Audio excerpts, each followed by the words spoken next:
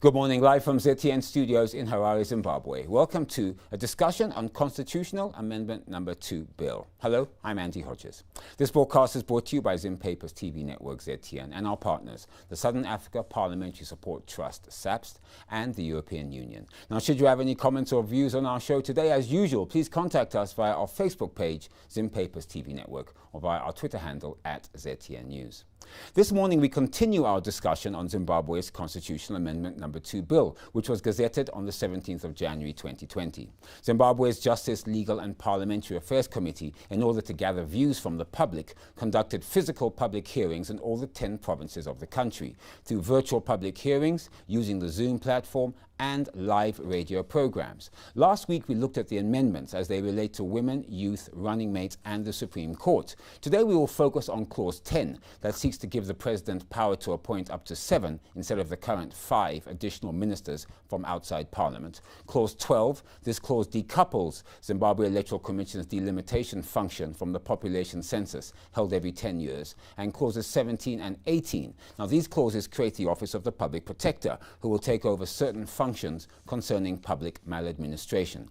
Today, to help us further interrogate and explain Zimbabwe's Constitutional Amendment Number 2 Bill report, prepared by the Justice, Legal and Parliamentary Affairs Committee, we are joined in the studio by Philip Muziri, Southern Africa Parliamentary Support Trust SAPST Program Advisor, Sipati Moyo, Chairperson, Politics and Decision-Making Cluster at the Women's Coalition of Zimbabwe, WICOS, and joining us virtually is Wilbert Mandinde, Senior Project Lawyer with the Zimbabwe Human Rights NGO Forum. Ladies and gentlemen, welcome to the program. Thank you very much. Now, in our first segment, we look at Clause 10, which seeks to give the President power to appoint up to 7 instead of the current 5 additional ministers from outside Parliament. Now, Philip, as a basis for our discussion today, what exactly is the Constitutional Amendment Number 2 Bill? And briefly, what is actually in it? Thank you very much. Constitutional Amendment Number 2 Bill seeks to introduce a number of changes to the Constitution that was approved by referendum in 2013. In particular, it seeks to empower the President to appoint judges or to approve judges' appointments to senior judges to higher courts. Also to extend the current women's quota by 2 further parliaments, that is the one that will be elected in 2023 and the one in 2028.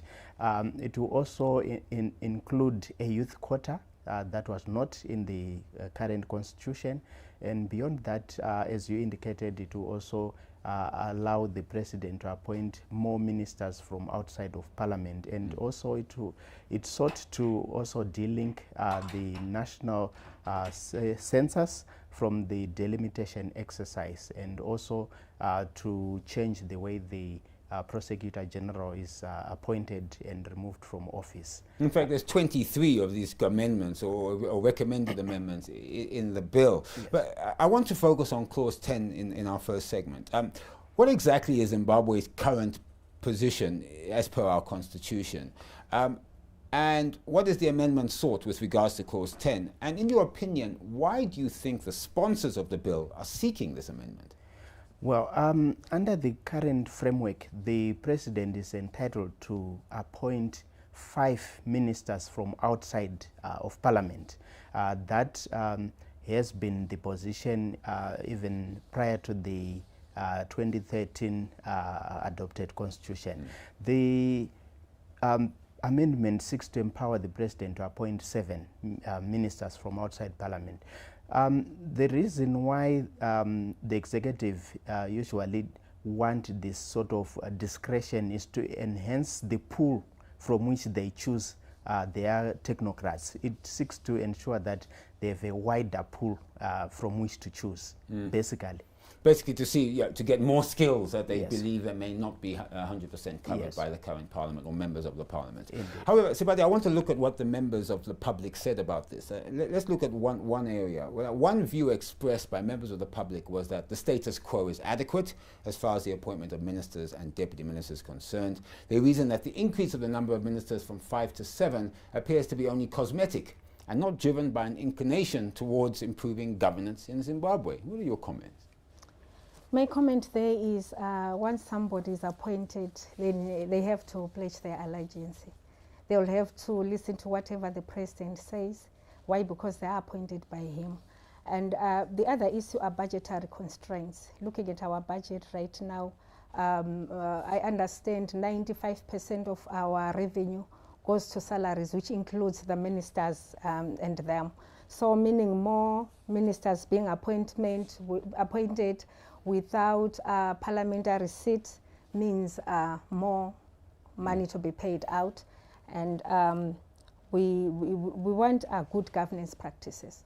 I mean, as well, I mean, before I cross to Wilbert, as well, one of the criticisms, of course, was that we should have less ministries Yes. and not more. And in fact, that people are saying, or critics are saying, that the current ministerial system that we have now is too large, too many ministries, and we should collapse it to much smaller.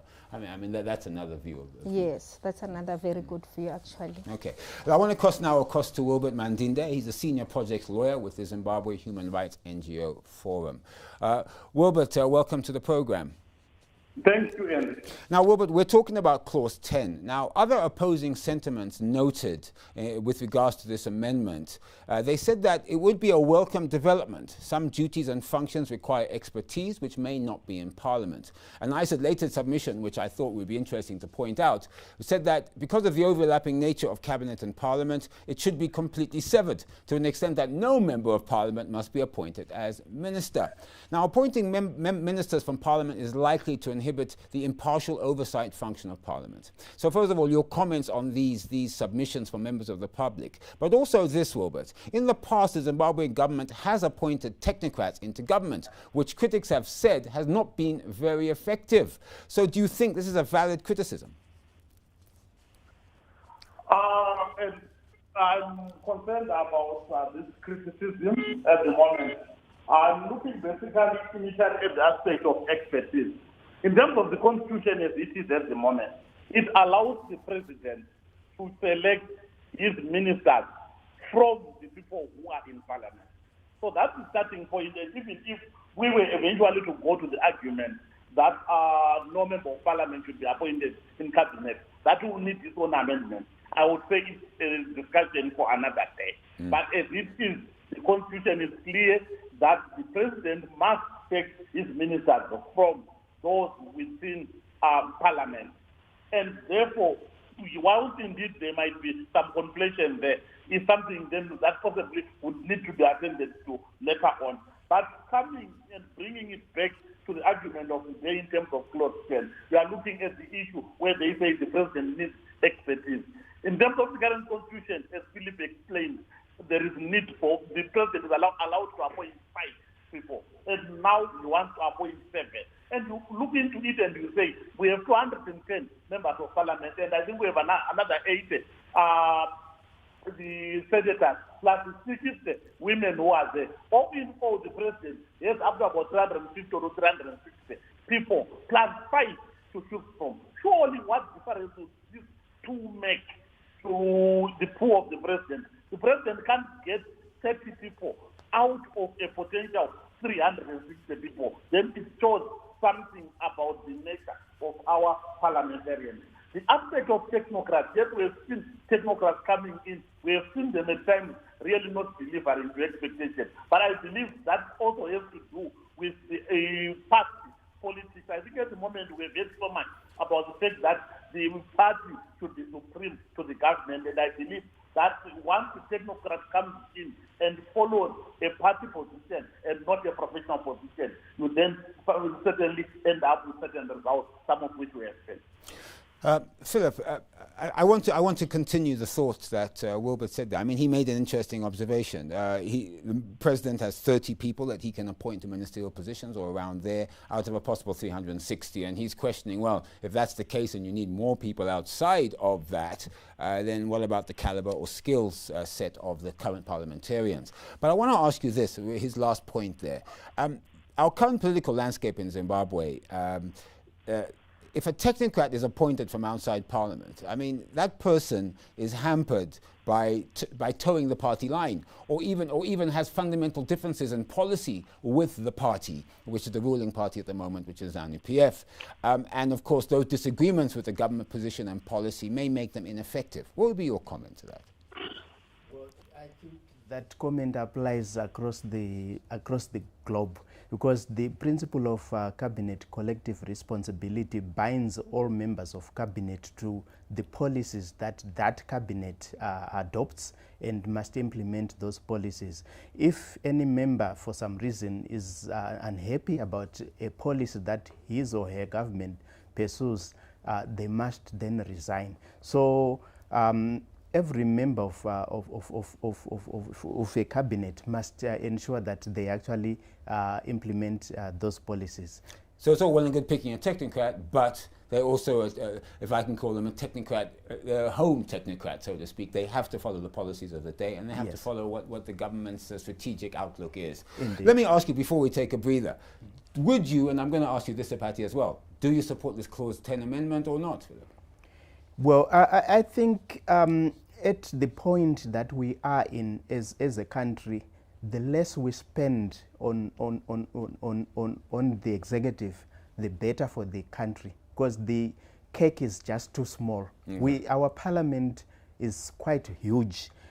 Even, you know, the parties must ensure that they create the necessary personnel for appointment that are suitable for appointment. All right, so you're a no. Sipati, I've only got a few seconds. A yes or a no for you. I heard you also had an issue of the costing side. Yes, to me, it's a big no. I don't support the...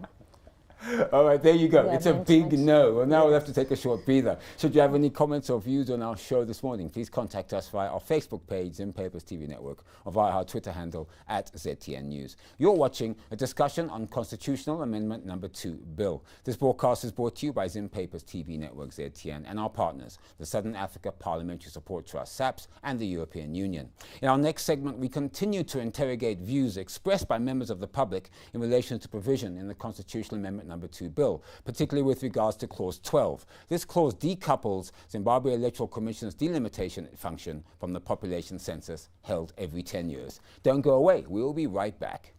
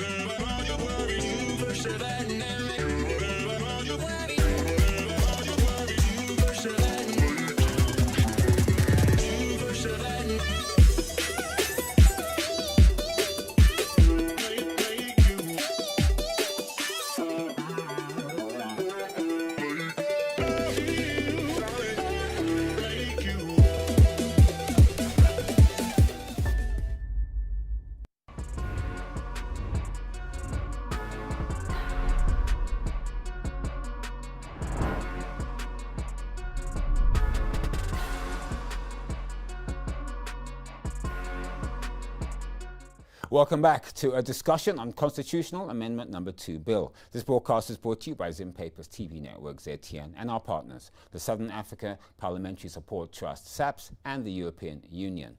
Now, this is a continuation of a discussion started last week on Zimbabwe's Justice, Legal and Parliamentary Affairs Committee report. Last week, we looked at the amendments as they relate to women, youth, running mates, and the Supreme Court. Today, we'll focus on Clause 10 that seeks to give the President power to appoint up to 7 instead of the current 5 additional ministers from outside Parliament. Clause 12, this clause decouples Zimbabwe Electoral Commission's delimitation function from the population census held every 10 years. And clauses 17 and 18, these clauses create the Office of the Public Protector, who will take over certain functions concerning public maladministration. Now then, Sipati, the current constitutional framework, it provides for delimitation of electoral boundaries once every 10 years on a date or within a period that falls soon after a population census. The proposed amendment seeks to delink the delimitation of electoral boundaries from the population census process. So can you explain what this amendment actually means? And also, why do you think that the sponsor of the bill, once again, are seeking this change? Okay, now the delimitation process, according to my analysis, is supposed to be done after census. Why I say so? Because the delimitation is cutting the boundaries of constituencies. So now my thinking is, if we just cut the boundaries without knowing who is there, how many people can vote, how many women are there, how many disabled people are there. We need to allow that synthesis of data so that we know what's happening in the constituency before we cut it. You can't just cut without knowing how many people are there. And then the other thing is, to me, I think it's more political than because if you are just going to cut without knowing how many people are there, what's the motive? I think that is the million-dollar question, isn't yes, it? What do the sponsors want? Wilbert, let me come to you. Feedback from the public with relation to this clause during the consultation process was that although most recognize the need for a new delimitation exercise, as of course current electoral boundaries are arguably no longer representative of the population in each constituency, to some the solution does not lie in delinking the exercise from the census. They were of the view that the process of ensuring that the timing of the census is conducted in good time for information and data to be used for delimitation purposes. And this can be done through other legislative reforms, i.e. amending Section 12 of the Census and Statistic Acts to align it with Section 161 of the Constitution. I know it's a bit of a mouthful, Wilbert, but you're a lawyer. Your comments on what members of the public thought? The members of the public are very right. And what I might not have stated at the beginning is that from a Christian perspective, I wish to consider a constitution like a Bible. You don't amend the Bible. You amend the way you do your things so that you conform to what your Bible says. So we have a constitution here. People voted for it overwhelmingly. I think it was 94%. And it says that there will be that link between the census and the limitation. But I also note that government has since come up with the Census and Statistics Amendment Bill, which will also now deal with the problem which people highlighted, which basically then deals with the aspect to say census will now be held much earlier, so that there is still that link between the result of the census and the delimitation. And I believe this is the one clause which the government, through the Minister of Justice, is already undertaken to withdraw, which I believe is a very welcome development. Because Sipati made a good point here. She said you can't really have delimitation until you know exactly how many people are there. So to delink them just practically doesn't make a lot of sense. Your comment? It surely do not have made any sense, because our words, in terms of the Constitution, our constituents are supposed to have more or less similar numbers of people who stay in a more or less same area. I can give a very funny example of a constituent where I come from myself. I hail from Mondoro, and we find ourselves in a constituency called Chekutu East constituency. And in Chekutu East constituency, it spans from Mondoro and comes right into Chekutu urban and goes into the farming areas of Mpenges. But we are from a rural area, and you certainly see that there is no link. You do not know how many people those will be, and all other things which are supposed to be addressed through the issue of the census. And yes, therefore it is important that we get the census which informs the figures, but we also need other provisions stated in the Constitution to ensure that we are, for example, people in an urban setup and a rural setup are not mixed in the same constituency because of the differences in the number of states. All right. You know, Philip, there's one thing that struck me about this, because during the outreach program consultation, the Chiefs Council submitted that as custodians of traditional boundaries, they must be part of the delimitation exercise. That brings me to my next point, that of potential opportunities for gerrymandering. Now, of course, gerrymandering is to manipulate the boundaries of an electoral constituency so as to favor one party or class. That's the actual definition. So if the delimitation of electoral boundaries delinked from the census process, so what safeguards are they that gerrymandering will not occur? And how is it possible to accurately increase or decrease electoral boundaries, as I asked Sipati and Wilbert, if you have no scientific idea of the number of people living in any constituency? It seems that this clause doesn't seem to give us that assurance that the ruling party or the government of the day may delimitate based on their own needs as a political party rather than on the needs of population. Your comment. Well, I hear those sentiments, and indeed the census is one of the ways by which a country can actually openly delimit with knowledge of the information that is available of the population and disaggregated in terms of its makeup. Once you remove the population, you create the impression that you want to suppress certain information from the delimitation exercise. And I'm aware of one country in SADC where the issue of a difference between the population figures by the statistical agency and the electoral management board in terms of the figures became a sore thumb in the electoral process. And I think we would have been ill-advised to take the proposed amendment in the constitutional amendment bill, because it would take away from the transparency of the process and creating the impression that we want to gerrymander. Look, I will say that, of course, that the committee did recommend the withdrawal of the clause, since the issue has already been addressed under the amendments to the Census Act. But having said that, even if it has been amended in the Census Act, Sipati, I really just want to see what best practices are, because do you think that there should be a situation where weightings are put on different groups, such as gender, youth, environmental abilities, voting age, population? Because if it's just a question of counting, you know, there's 10 of us in this ward and there's 3 of us in another, so that ward has two seats. Does that really truly reflect the voting situation on the ground? Does it really look after interests of certain groups? Is there any best practice on how this works?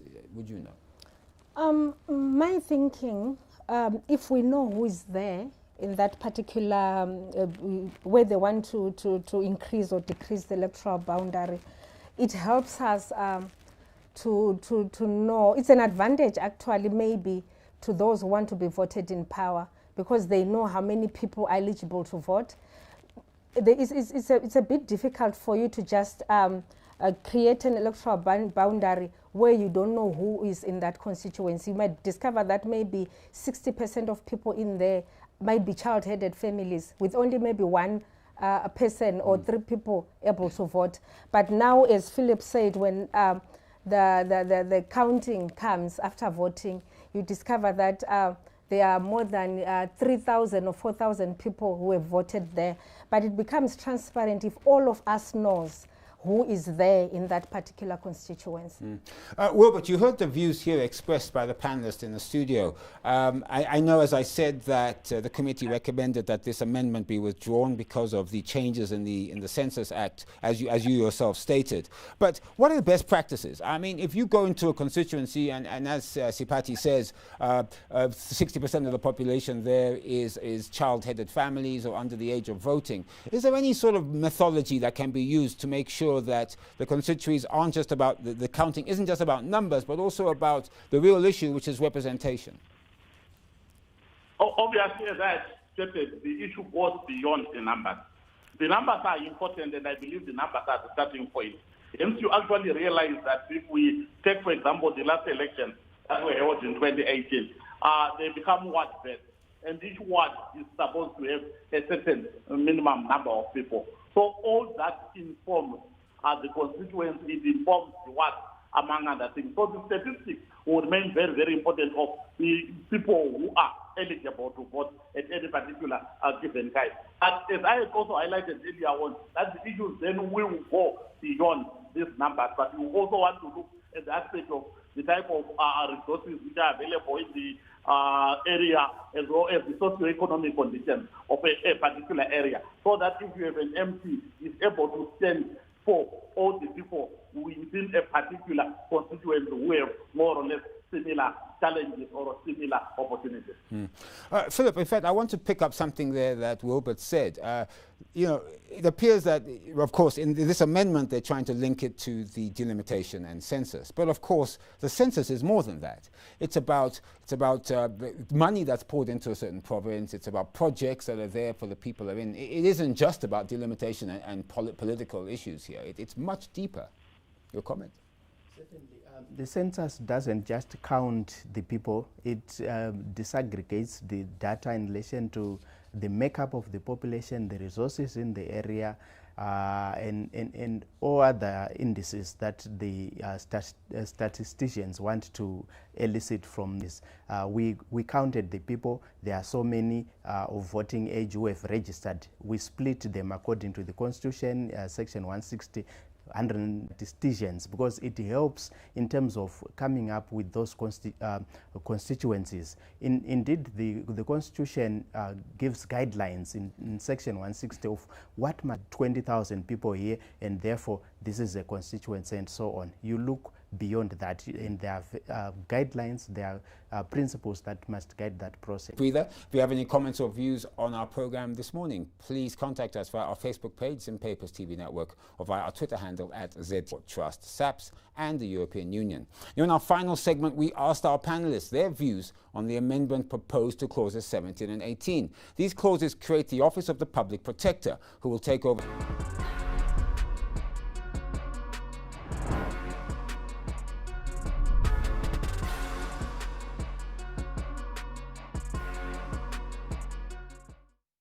Life will never be the same again. Absolutely. How do you tell someone in Barria or in Soweto that they should exercise social distancing?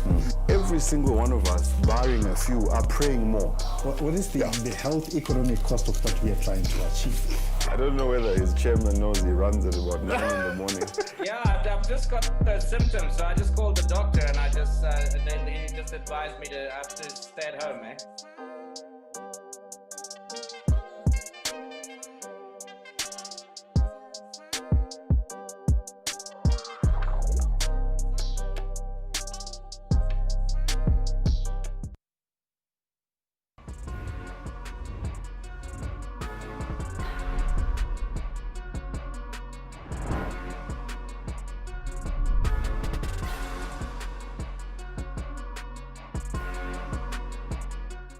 Welcome back to a discussion on Constitutional Amendment Number 2 Bill. This broadcast is brought to you by Zim Papers TV Network, ZTN, and our partners, the Southern Africa Parliamentary Support Trust, SAPST, and the European Union. This is a continuation of our discussion started last week on Zimbabwe's Justice Legal and Parliamentary Affairs Committee report on Constitutional Amendment Number 2 Bill. And of course, we are joined by Wilbert Mandinde. Now, Wilbert, I want to ask you this. Before we interrogate clauses 17 and 18, one major issue that the public expressed was the need to urgently align laws and full implementation of the Constitution rather than rush to amend the Constitution. In fact, the committee itself urged the executive to prioritize the realignment of laws to the Constitution and its full implementation. So if the committee is recommending this, in your opinion, are they saying that this should be done first before any amendments are made? And what is your views on this alignment of laws to the Constitution as it stands? Thank you, Andy. The Constitution was signed into law on the 22nd of May 2013 by the former President Robert Mugabe. And on the 22nd of May this year, the Constitution was seven. And surely we can no longer continue calling it new after 7 years. A child born during that time would be in grade 3 now, and we can't continue to say, congratulations, you have a baby, because he or she will be in grade 3. So by this time, there are so many things that could have happened, including the alignment of laws. The Constitution, you find the Section 3 says, is the supreme law of the country.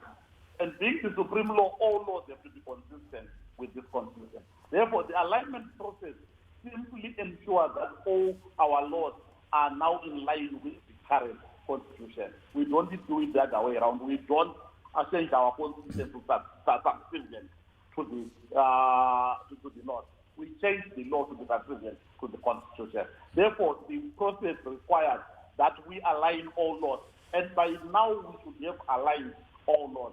From time to time, we get updates from the Minister of Justice to the effect that they have done well, but they are still outstanding. And I think at the last count, we still had in excess of 100 laws which still needed to be aligned with the Constitution. So all that has to happen. People have to align the laws, and I believe it's important that we finish alignment first before we even think about amending the Constitution, which really should be as a very last resort, not the situation where we have now we're attempting to amend the Constitution for the second time in 7 years. So the Constitution should not be amended like that. That's an interesting point. Let's align the laws first before we start amending the Constitution, which, of course, in 2013 we've had a bit of time to do that, so we should probably do that with some haste. But Philip, I want to get back to clauses 17 and 18. Their proposal is to create the Office of the Public Protector, who will take over certain functions concerning public maladministration. The Office of the Public Protector, of course, is not new. In fact, I think prior to 2013 we had it was called the Ombudsman. Members of the public then could approach this body with complaints about maladministration in public institutions for investigation. And in fact, looking closer to home, I think South Africa has a similar structure, has a similar position where members of the public can do that in, just as an example. So, your opinion of this amendment? Well, in 2013, the people removed the Office of the Public Protector. They decided that all those functions could be addressed through other institutions, including the Zimbabwe Human Rights Commission. And what the amendment will do is to take away some of the powers and functions of the Human Rights Commission and give them to the proposed office. The danger that we then face is that we create an institution that takes away powers that we had given to another independent commission, therefore eating into the independence of the Human Rights Commission. The Paris Principles demand that a Human Rights Commission must have as broad a mandate as is possible, and this proposal is likely to see the status of the Human Rights Commission in Zimbabwe impacted upon by the creation of the Public Protector.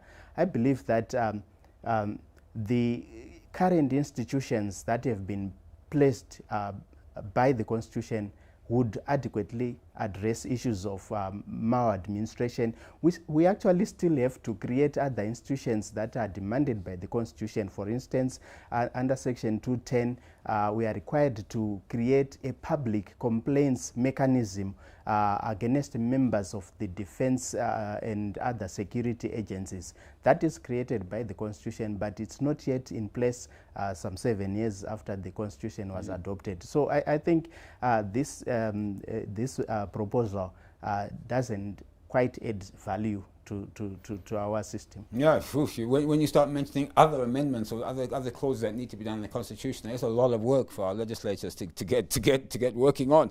Wilbert, I want to also to comment on that, please. I mean, some members of the public welcomed this amendment to create the Office of the Public Protector, and others, just as Philip have said it encroached on the competency of the Zimbabwe Human Rights Commission, and in fact, there was duplication between the two independent institutions. What are your thoughts on this?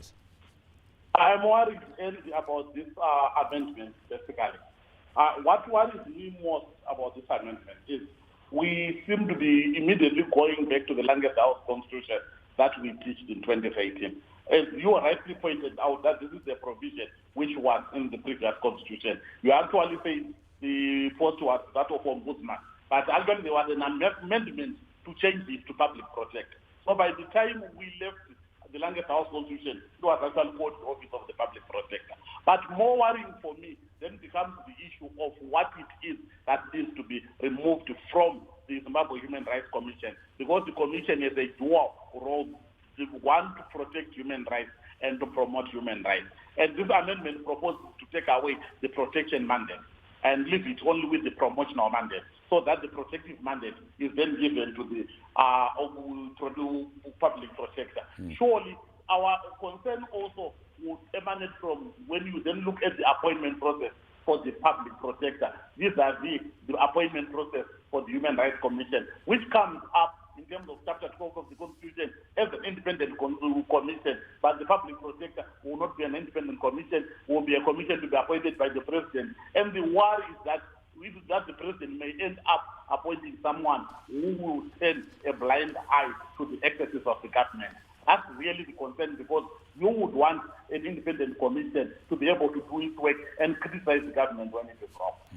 In fact, Sipati, the committee actually didn't recommend either or. They actually said that they would rather that the state strengthen the already existing Chapter 12 independent commissions portion to cover this. Your thoughts? I mean, can the public protector play a role working hand in hand or side by side with the Zimbabwe Human Rights Commission?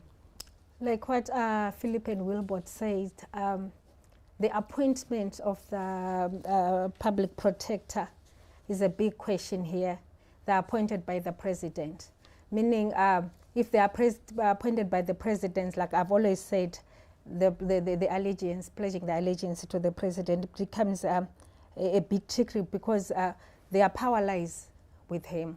So now with the women rights, the Zimbabwe Women Rights Commission, it's an independent commission that can run its issues without interference. Though I will pose a question of how independent are these independent commissions as it stands at the moment, because their mandate, as Philip said, includes powers to investigate the human rights violations by the government authorities. So now if you are going to ask a public protector to lead that session when they are supposed to be reporting to the Women Rights Commissioner, it becomes a bit tricky. And I think the other problem that we have is the ZHR Commission doesn't have enough resources that's standard across most of these commissions, isn't it? Yes, they are struggling. Yes, they're struggling to execute their duties because of financial constraints. I would like to think, instead of creating the public protector, those funds can be channeled to the Zimbabwe Human Rights Commission to be able to carry out their duties. Yes. Now we are coming to the end of a show, and as usual, I always say we can have more time to discuss, because there are many amendments more. But Philip, finally, and this is a general question. Throughout the report, there did appear to be opposing views on most of the proposed amendments. So, do you have any idea or know how the Justice, Legal and Parliamentary Affairs Committee arrived at which of the views to recommend? What were their decisions based on? Because if we look at even the clause about public protector, some said it was a good idea, others said it wasn't. We looked at the clause about 7 ministers outside of Parliament, and 5. Some said it was a good idea, some said no. How did they then choose which recommendation to put forward? Have you got any idea? Well, no idea, but I guess barring any statistical basis for the recommendations that they made, I believe that the majority of the people made certain submissions to the committee, which the committee took on board. I see a bit of ambivalence in the way that the committee says the people said this, but we are urging you to then do the following. They do not quite come out very clearly, but they also point out some of their difficulties, including the fact that some of the submissions were not based on an appreciation of constitutional issues. For instance, the issue of separation of powers. Someone may have made a submission that is based on a lay person's understanding of those constitutional values. But by and large, the important thing is that the committee actually said that rather than rush with amendments, why don't you implement the current framework first and then you can, look at issues of amending the constitution. That in itself says a lot about what the committee felt. Now let me ask you, this amendment, this bill, it's going to be voted on, I assume, or it's soon, or as soon as possible.